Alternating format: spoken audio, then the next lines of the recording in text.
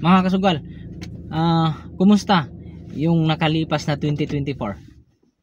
At saka kumusta din yung pagpasok ng 2025 sa mga buhay-buhay natin? Kung ako, kumustahin nyo?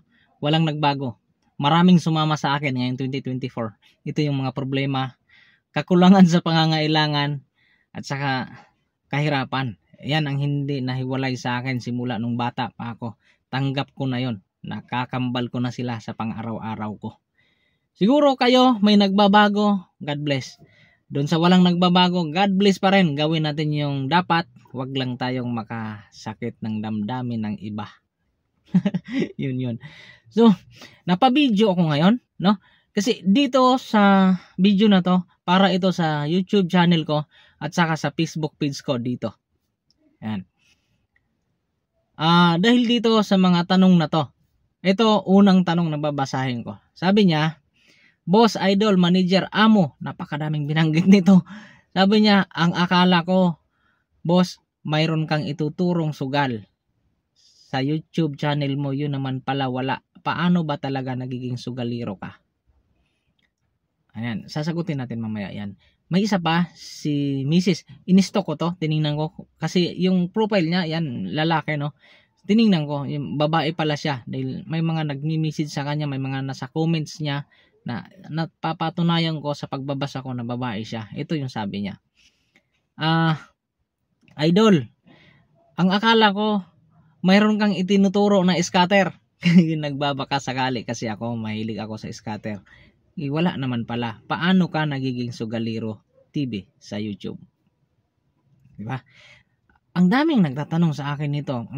Dahil matagal-tagal na tayo sa YouTube, matagal-tagal na tayo sa Facebook page, ang dami nilang tinatanong sa akin, lalo na doon sa Arnel Kulanag Vlog. May mga private message ako na nagtatanong na hinanap nila ako sa YouTube. Yung sinabi ko na ito yung YouTube ko. Tapos nung makita nila, bakit nagiging Sugaliro TV ka doon? Wala ka namang tinuturo na sugal. Yun yung mga message sa akin, private message.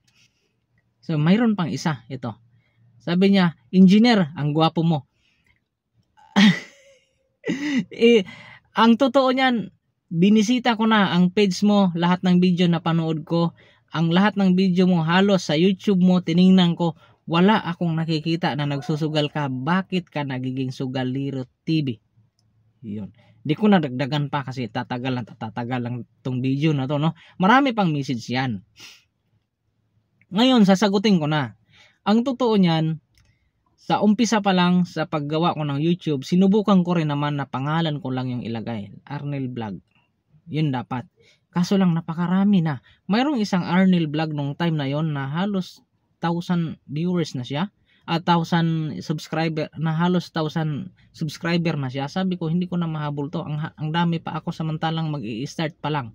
Mayroong iba, nasa 100, basta marami kaming Arnel na pangalan. Kaya sabi ni Mrs. wag yan kasi pag hinanap ka nila, mga kaibigan mo, siyempre magkukrol pa, maghahanap pa kung saan ka talaga bago ka i-subscribe. So, naghanap ako, nag-isip ako kung anong dapat talaga. Sabi naman ni Mrs. sa akin, di ba nagsusugal ka ng manok, subukan mo kaya. Hindi mo naman pwedeng sabihang magsusugal ka, basta baka lang. Sige, Sugaliro nga, Sugaliro TV. Yun ang nilagay ko, 3 lang. Ang nakikita ko sa Sugaliro TV noon, yung isa, so yung nag-search ako ng Sugaliro TV noon, yung isa mayroong 30 plus subscriber, tapos ilang video lang. Then yung isa naman 9 yata yun o 7. Then ako, sabi ko, dito na ako, baka sakali. So yun, tinuloy-tuloy ko na yon hanggang sa nagawa ko na. Yun, nagiging Sugaliro TV tayo. Wala talaga akong balak na kaya yan nagiging Sugaliro TV dahil gagawa ako ng content na magtuturo ako ng sugal. Hindi. Sa totoo lang, no?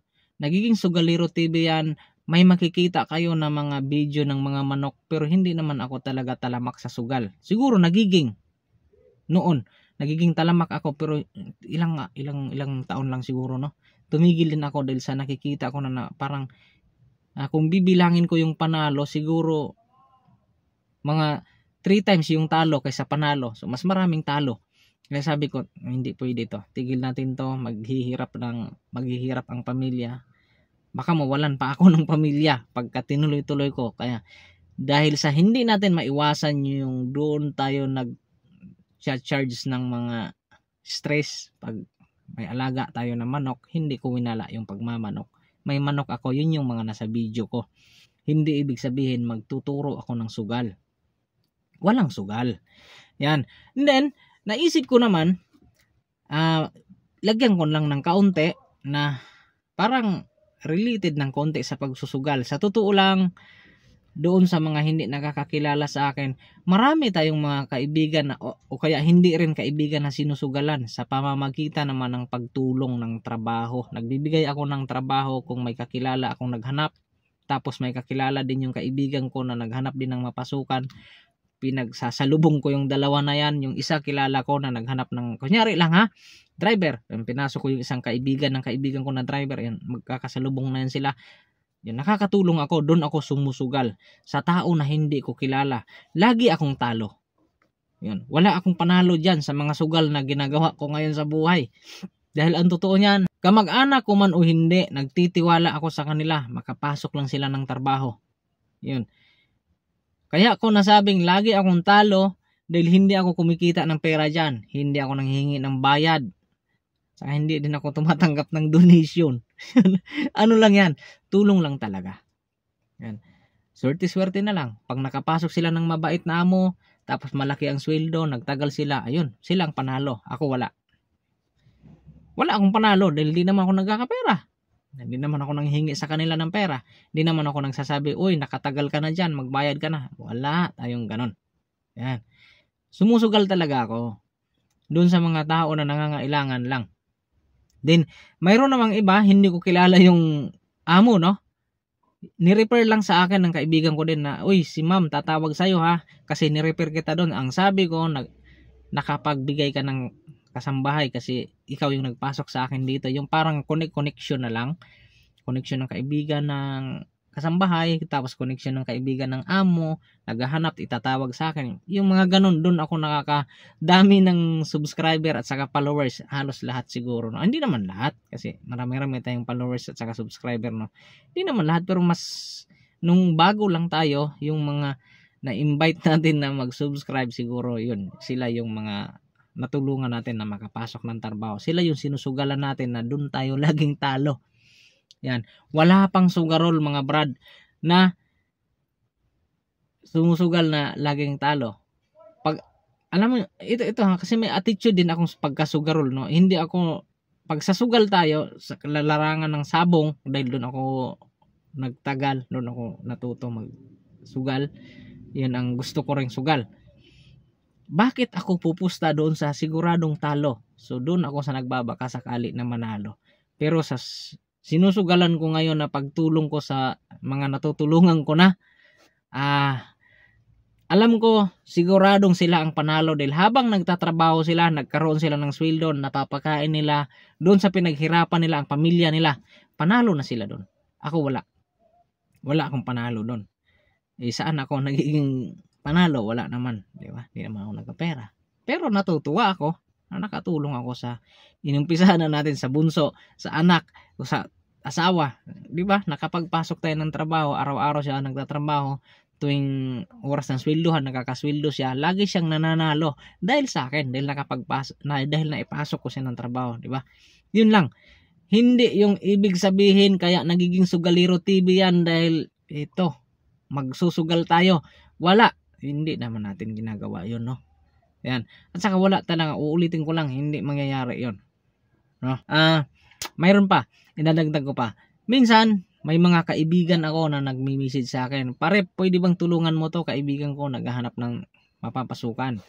So, kahit na walang naghahanap sa akin ng, kunyari lang, driver, walang naghahanap sa akin ng driver, mag-uupin ako. Meron akong group chat na ako ang admin doon.